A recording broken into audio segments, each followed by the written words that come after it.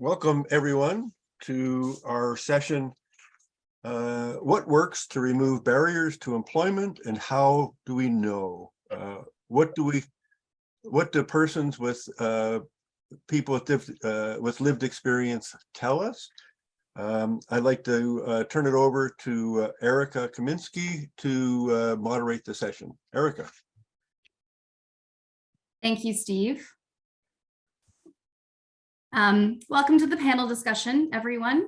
Today, two projects, the Employment Access Framework, or the EAF project, and the Phenomenological Research Remedies on Employment and Disability, the PROUD project, have collaborated in this 55-minute session to present and discuss their individual research strategies, findings, and recommendations that pertain to disabilities and barriers to employment. I would like to begin by acknowledging that where I am personally located, which is Mohawk College, is situated on the traditional territories of the Anishinaabe and the Haudenosaunee within the lands protected by the Dish with One Spoon Wampum Agreement.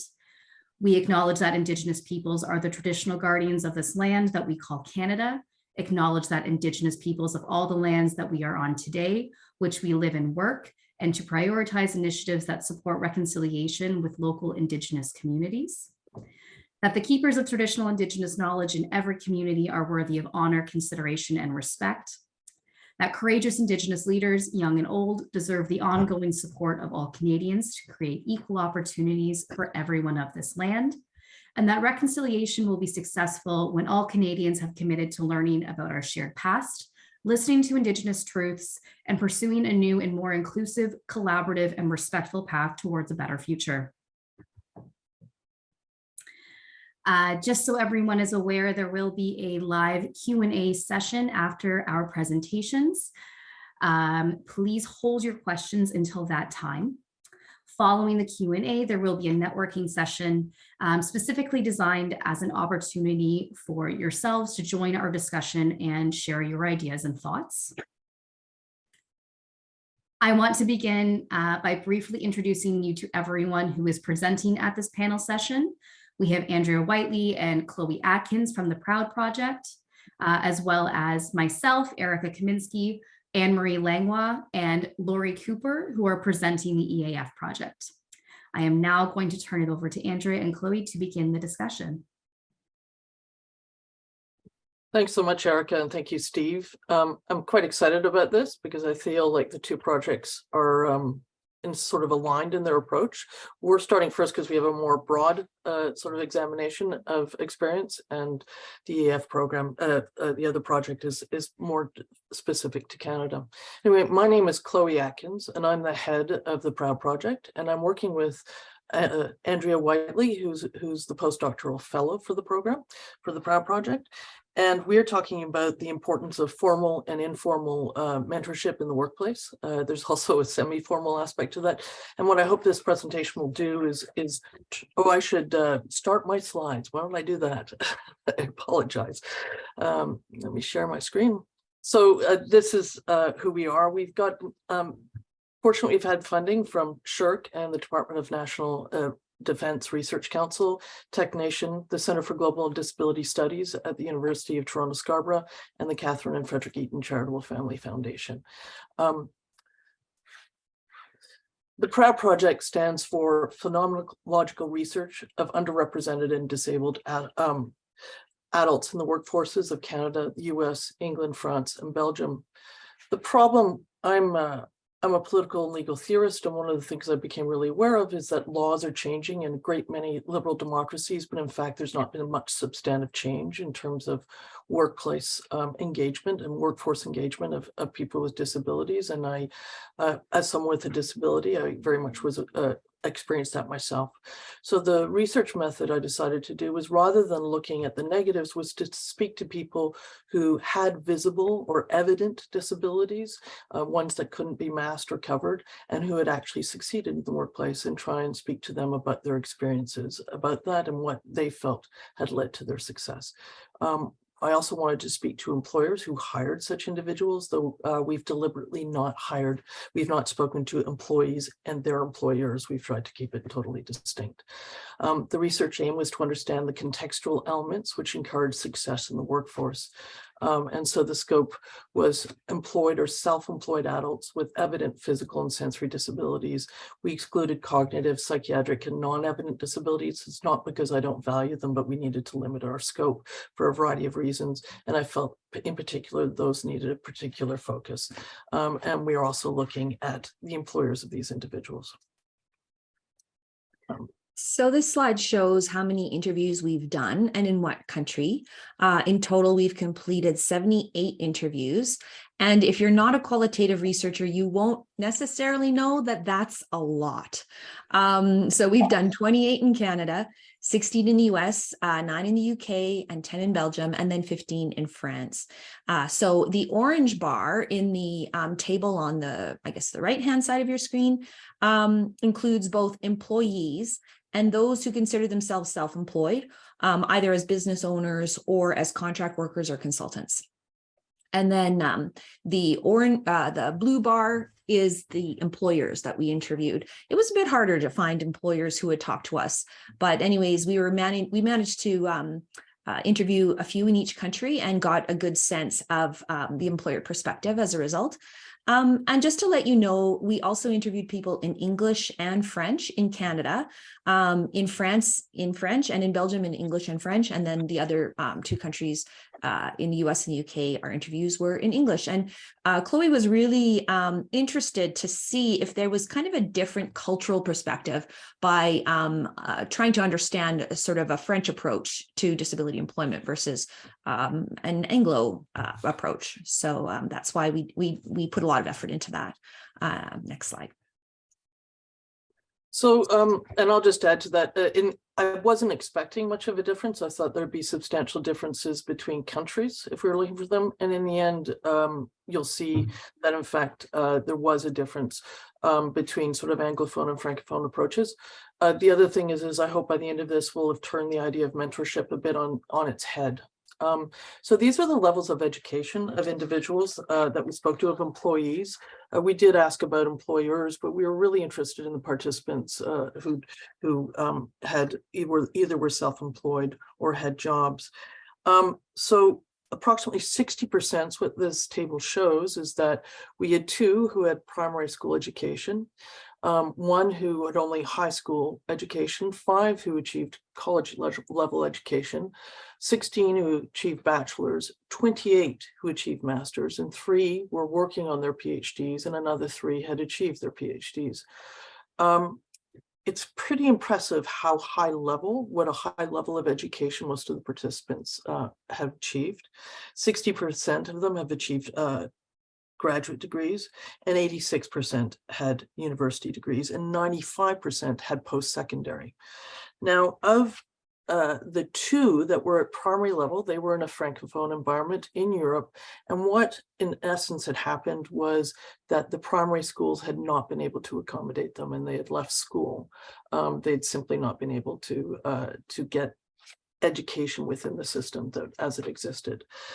Just to give you a sense of how different, if we have 95% of these individuals having post-secondary degrees, Canada has a very high rate of that, but we in the general population, but it's only 75%. So, and in the rest of the countries that we surveyed as well, the rates of higher level education was much higher. So for instance, in the US, you have 60% of post-secondary achievement. In the UK, you have 46%. In France, you have 43%. And in Belgium, you have about 56%. So it's quite substantive. Next slide. So this slide illustrates how many employees we interviewed by age. And so this is important, interesting to note, is that we had a slightly older cohort of participants with an average age of 43. We were somewhat surprised that we didn't get more millennials. So we felt based on our interviews with those within the millennial generation, that perhaps they still believe that if they are qualified, they will succeed. In those interviews, millennials don't talk very much about discrimination. And so we're not sure if this is a generational difference in terms of experience. So such as if that means that a millennial generation, a person from the millennial generation experienced less discrimination than the older cohort, or the fact that maybe some cynicism hadn't set in yet. So we heard more discrimination in the older cohorts. Also, in North America, at least there's increasing disability visibility in the media. So millennials may have more awareness of discrimination than previous generations and may actually have encountered it less. So we can't confirm this through our research. It's just a sense we have when we are talking to people. And in Canada, employers are talking the talk about disability inclusion in the workforce, but it doesn't seem to have translated yet into high numbers of people being with disabilities being employed. So we definitely need to do more analysis in this regard. So we'll kind of focus more in on mentorship after these first few intro slides, but we just wanted to let you know, France actually is really interesting in this regard, because through our interviews, we learned that there is a strong attempt to integrate disability culturally. We interviewed someone who's a film producer, and they created short comedy films about disability that were aired on French public TV in the 80s and 90s. And so perhaps that contributed to more social acceptance of disabilities.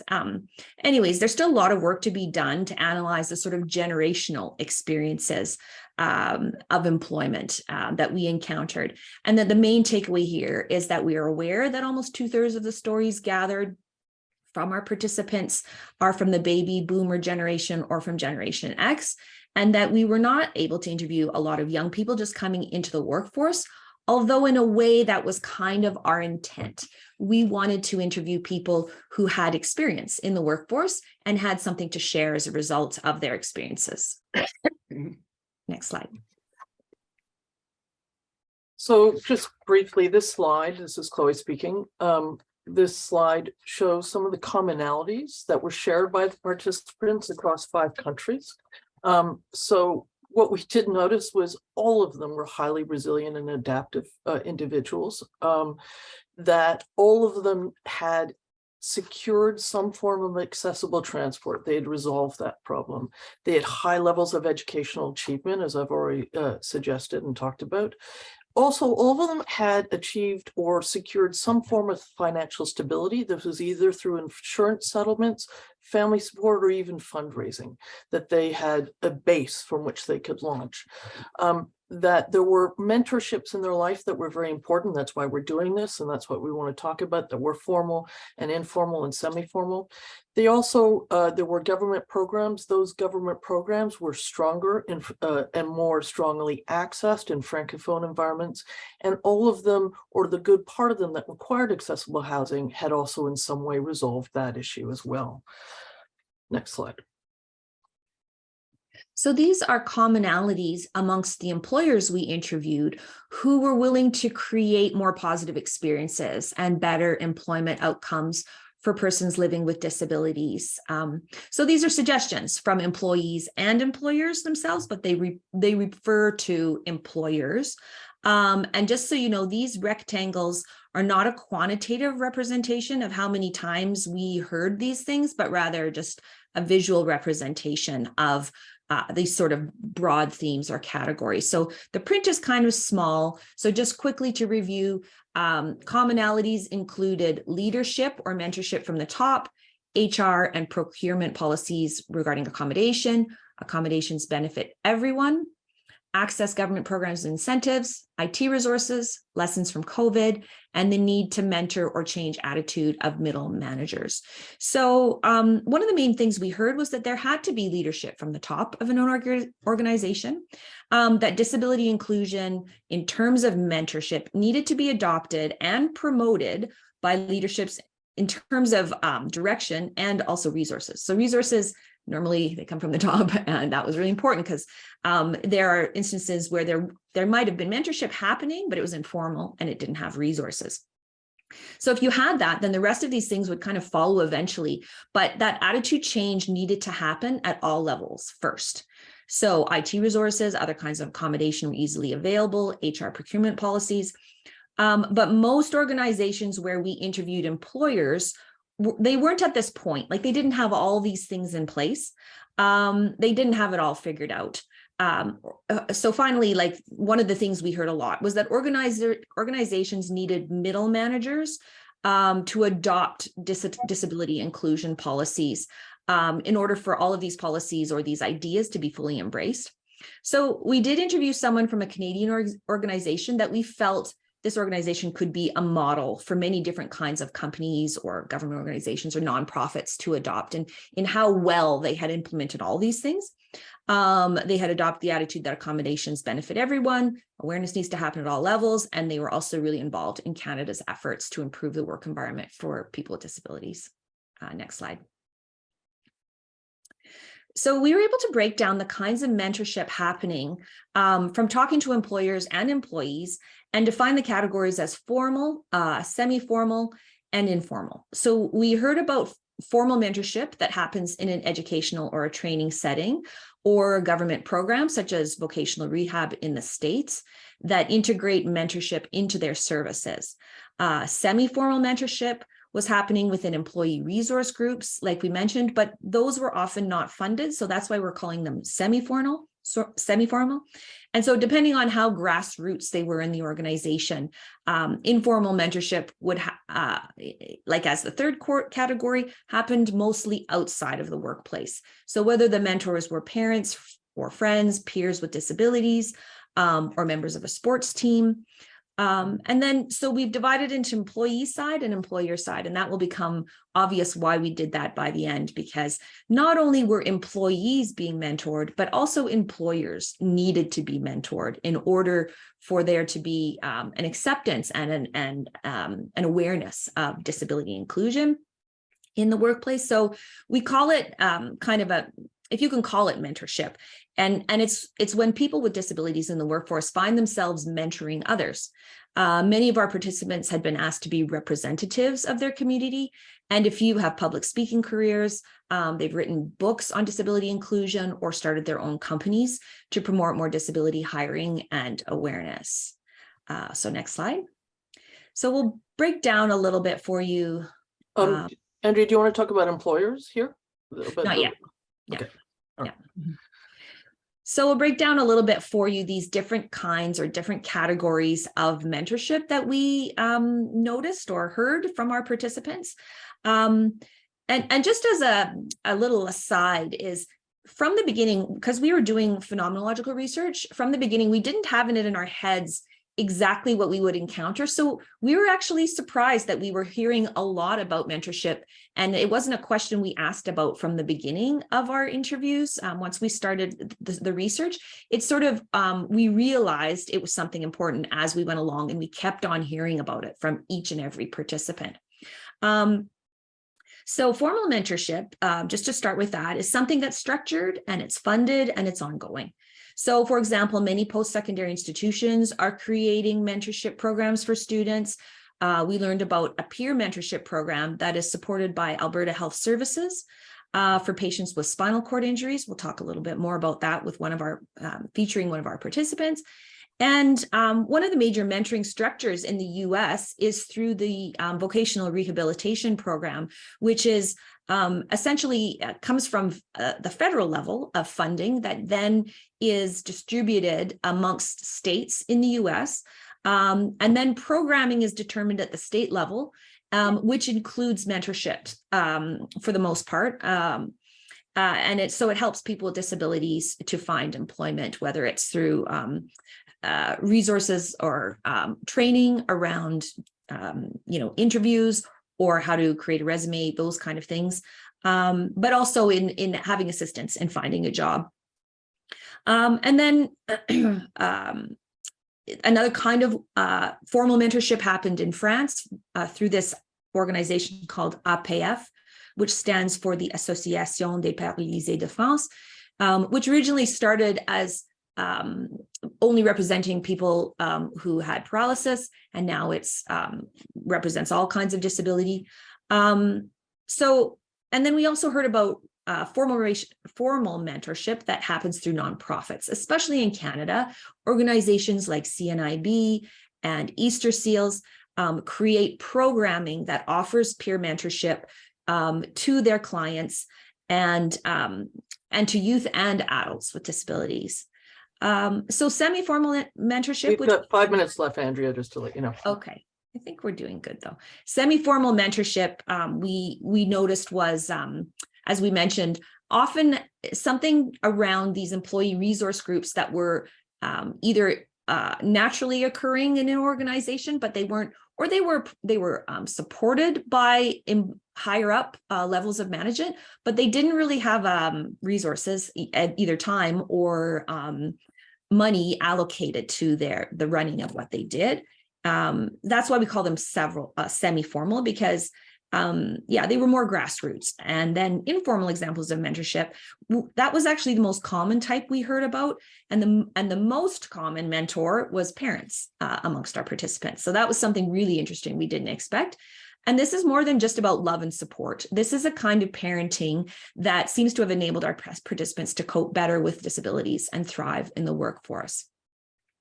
Okay, next slide. I'm just going to add quickly to that it's part, the PROUD project also works on health equity, and that the fact that parents mentor individuals with disabilities actually impacts around health equity, because it's terribly important that parents are not just exposed to medical models of disability, but actually are exposed to what is possible with living with certain types of traits. I prefer to call them traits than disabilities. So that actually linked in a way that I was surprised by. Whoops, something is now not happening. There we go. Okay.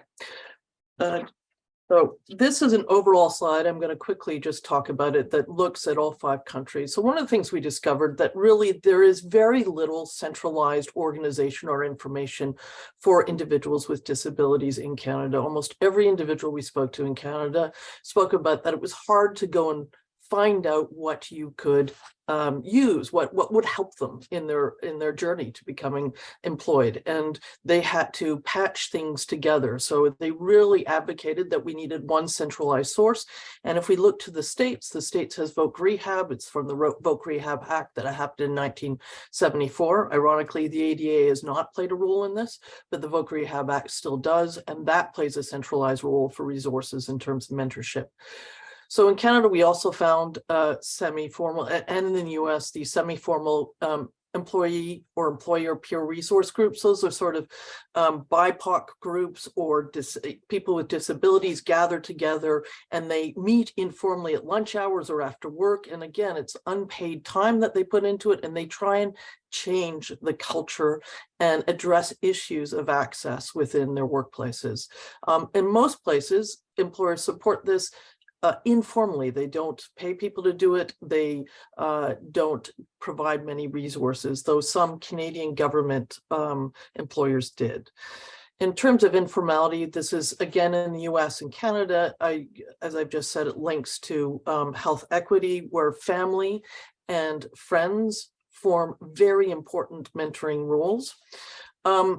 And if they need to be mentored about not medical aspects of their friends and family, but about what is possible and what the world is like and what they can do. And that seems critical. Now in the UK, there is centralized programs that are administered by local councils. And so again, people were tied regionally to resources and didn't dare move in case they lost their resources. So that was one problem. They also had employee resource groups, much like the US. So there was an Anglophone and Francophone divide here. There were informal community and family and peer support groups.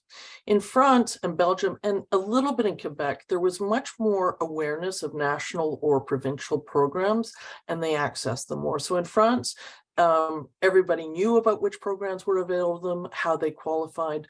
And Belgium, I would actually say there were national programs, but much less awareness. The interesting thing about France, and we're going to write about this because it really stunned me, was that we said we had problems speaking to employers. Oh, time's up. Okay, so I'll quickly say this. We had problems speaking to employers, except in France. France employers were happy to speak to us. The reason why is they've passed a law that requires that 6% of their workforce, if you're over 20 people, are disabled. And if they don't, they're fined. It's enforced. That's the critical aspect. And as a result, employers spoke actively about having every year they're audited and they pay a fine. and most of them haven't made that. But the bigger employers are now trying to figure out how they break down the culture in their communities, in their working community, to include and truly integrate people with disabilities. And they actually see them as a resource, a labor resource, a true labor resource. I think we're going to have to stop there since we're out of time.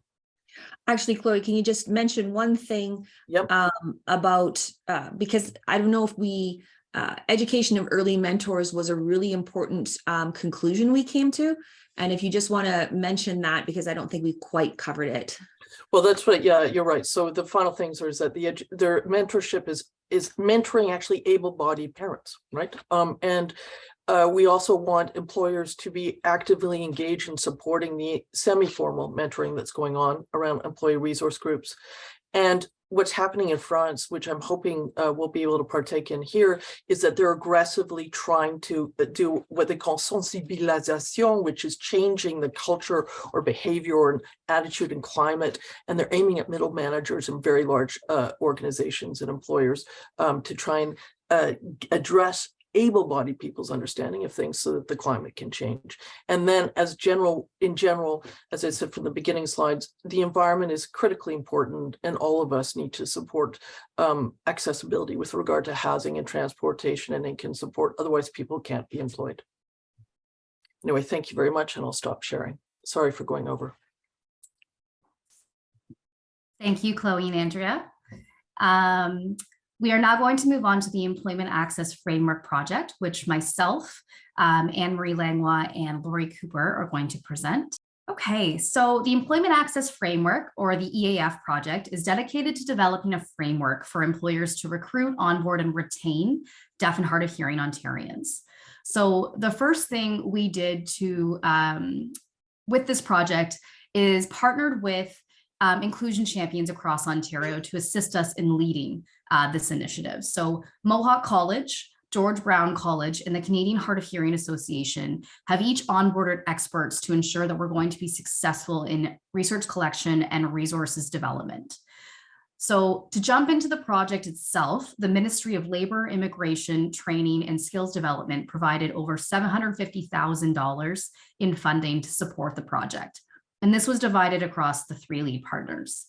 The project began on October 18th, 2021, and will conclude on December 31st, 2022. And throughout this time, research initiatives included online surveys with embedded video response capabilities, which will allow those who communicate solely through American Sign Language to provide their experiences and input. And other research tools included focus groups and interviews. Our research was collected from July 5th, 2022 until September 31st, 2022. And this included those who identify as deaf and hard of hearing or the deaf and hard of hearing community, as well as employers and community service providers across Ontario. So ultimately, the goals of the Employment Access Framework project include collecting, analyzing, and understanding multifaceted data of deaf and hard of hearing Ontarians. And information will provide insights into barriers and opportunities related specifically to employment. Identifying job vacancies and skills needed within local organizations to meet workforce demand across Ontario. And by collecting information from employers about the skills they require now and in the future, we're understanding employer perspectives and biases regarding employment of deaf and hard of hearing. And lastly, developing a framework around employer-focused skill competencies and interventions in order to build knowledge, skills, and ultimately reduce barriers to employment for the deaf and hard of hearing community. All of these goals closely align with understanding how barriers to employment can be removed through research involving lived experiences of those in the deaf and hard of hearing community. So what did we already know about the deaf and hard of hearing community, as well as employers and community service providers across Ontario prior to the Employment Access Framework project? The partners chose the previously described goals for the EAF project because of the information we already had about the community. And the project is underway for these three main reasons, One, data associated with this community is completely outdated. We cannot reliably rely on Statistics Canada information as many in the community may not have participated in those surveys due to barriers, or they may not have been willing to participate or identify as deaf or hard of hearing. The second point is that many in the deaf and hard of hearing community are either unemployed or underemployed, and we want to fully understand the barriers to employment for this demographic. And lastly, we do know that employers need to fill entry-level positions specifically and address job vacancies across Ontario. And the deaf and hard of hearing community is an untapped pool. The pandemic has significantly impacted the job market, and by developing resources and recommendations to effectively onboard deaf and hard of hearing people, we are benefiting all parties while demonstrating this demographic has a lot to offer in terms of skills and desire. So what did we do? In order to learn more about this community and opportunities to support them along their journey to employment, we implemented our research strategy of connecting with all stakeholders using online surveys, focus groups, and interviews. Throughout our data collection period, we created 2 different online surveys, one for employers and community service providers, as well as one for the deaf and hard of hearing community. Each survey had an opportunity to respond using video response technology, which I mentioned a little bit earlier. And this allowed all participants to respond using the language that they felt comfortable with. So if it was ASL, they are able to actually record a video of themselves in order to actively participate in the survey. This provided a really unique and inclusive opportunity for all respondents. And because of that, we received a large amount of responses. We received 543 community member responses and 47 employer and community service provider responses, which was much more than we actually anticipated. Focus groups were held both virtually and in person across Ontario. A total of 8 community and 5 employer or community service provider focus groups were completed. And interviews followed the same format, and a total of 16 were held throughout the research phase. It's really important to mention that throughout our research phase, it was extremely important that we followed ethical practices. So we did submit our research to the Mohawk College Research Ethics Board, so the MCREB. And the MCREB reviews ethics applications to ensure research studies meet the highest ethical standards of research involving human participants in accordance with our ethical conduct in research involving human participants policy and the most current policy of the Tri-Council Statement. The EAF project's MCREB application included how data would be collected, who would be collecting the data, what the purpose of the data collection was, and where the data would be stored. The entire EAF team recognized and acknowledged that any data collected must be kept confidential and used only for the purpose of this project.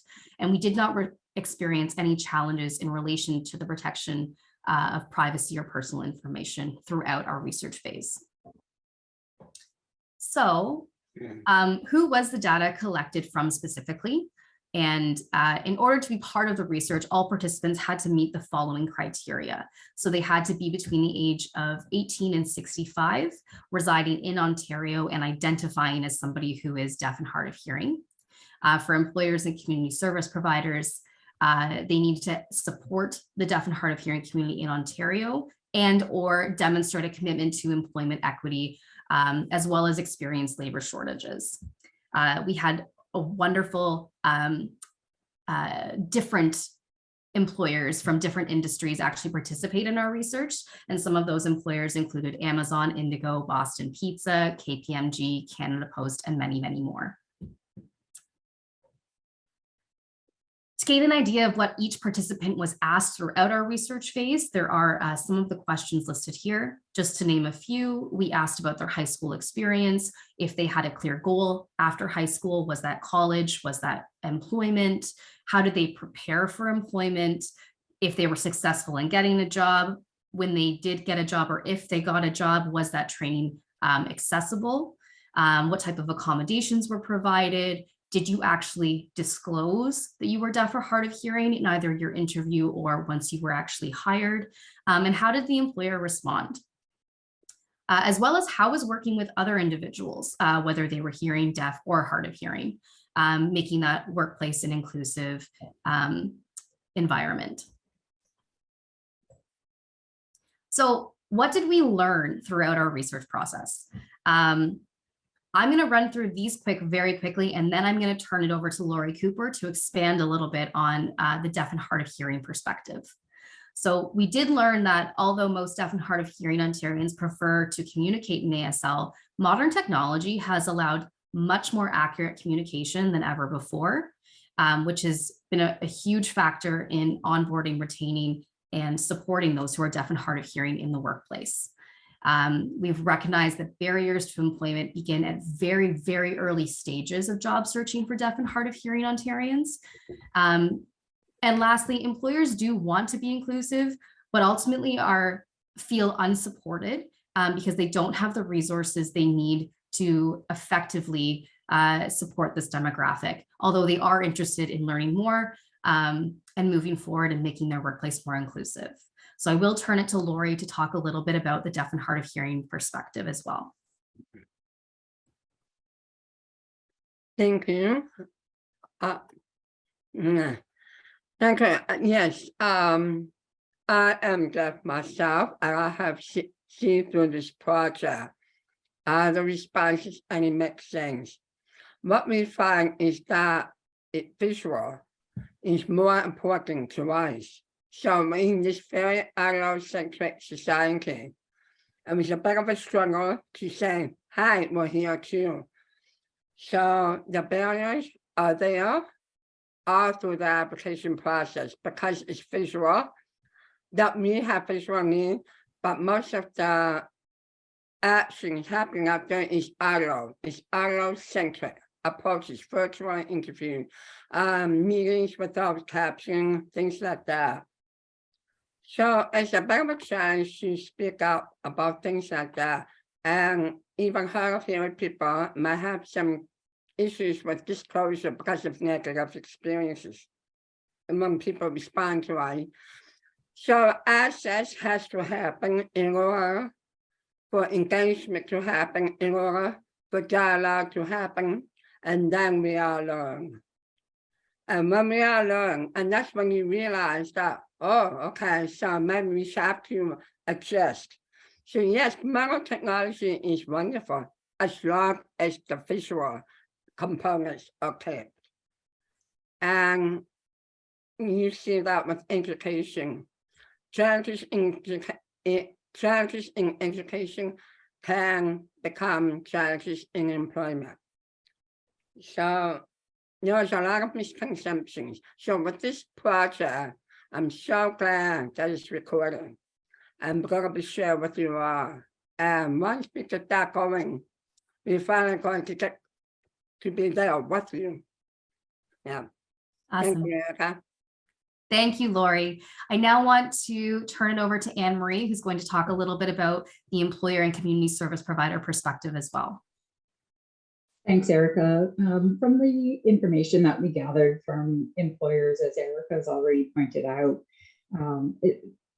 the general sense was that they wanted to be inclusive. However, resources were either limited or confusing to navigate. There's almost too much in some sense, and some of it is too general, specific to the deaf and hard of hearing community to assist them.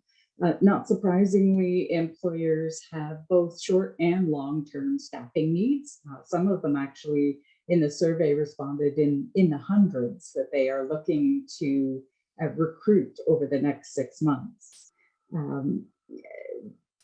Employers who wish to target the deaf and hard of hearing community oftentimes struggle with how to connect with that community. So they would run a job fair specific to recruiting deaf job seekers. And unfortunately, without the understanding of everything that goes along with that and the impacts to their approach, they didn't have anyone show up. And so, changes in approaches to hiring events and recruitment strategies that certainly need to improve. Some had a strong understanding of how to accommodate individuals who are deaf and hard of hearing. Others needed a lot of guidance. And so the resources that the project will be developing will be very beneficial.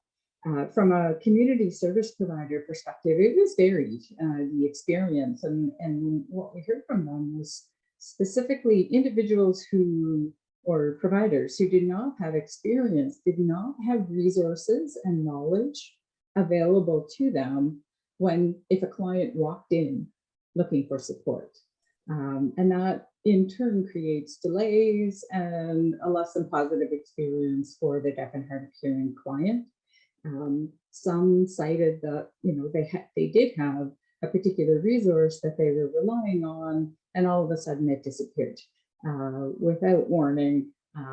And so they want resources that will be consistently available to them, that they can rely on whenever a deaf and hard of hearing client comes forward.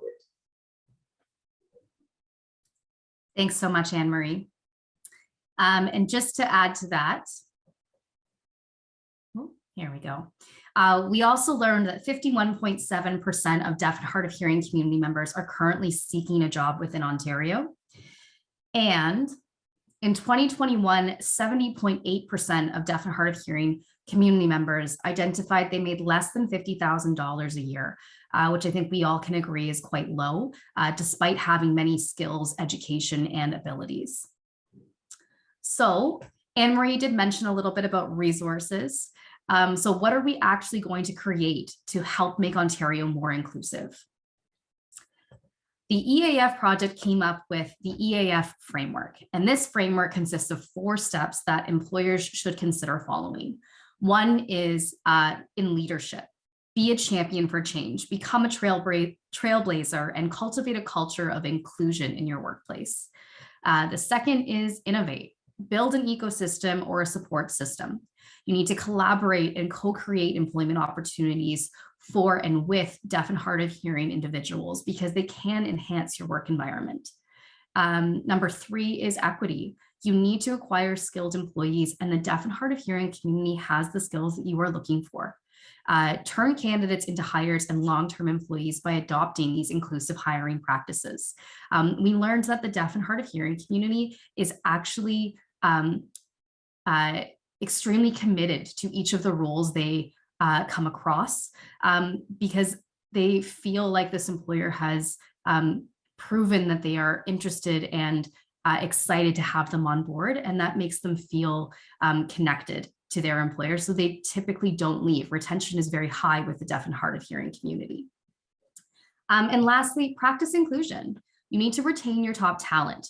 Develop a comprehensive employee retention plan to hold on to key employees and ensure they feel included, respected, and that they have equal opportunities to excel and advance. So come January 2023, the EAF project will release approximately 35 resources that will help employers recruit, onboard, and retain deaf and hard of hearing Ontarians. This is going to include 12 guides, 8 infographics, 6 written resources, 4 checklists, 4 short videos, and 1 introduction video. Let the interpreter catch up a second.